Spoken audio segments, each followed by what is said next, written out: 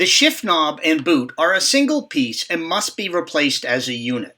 While the trim piece around them can also be replaced separately, it must be removed in order to replace the knob and boot. Make sure you are using a trim removal tool. Starting at one corner, pry up the trim piece while working your way around it, red arrows. There are 5 clips on the piece holding it in place, 2 on each side and 1 on the top and bottom. If the piece has never been removed, it can be a very snug fit.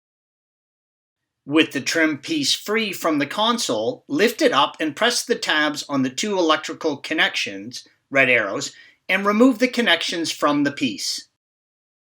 There is a plastic ring on the base of the shift knob, red arrow. Grasp this with your fingers and turn it counterclockwise. This will release the knob from the shaft. You can now pull the knob, boot, and trim piece straight up and off of the shaft, red arrow. The knob and boot are held in the trim piece by 4 plastic clips as indicated by the red arrows. You can pop the boot out from the trim piece using just your fingertips. Installation is the reverse of removal. Thanks for watching. Click here to view the original article along with hundreds of other DIY content for your car.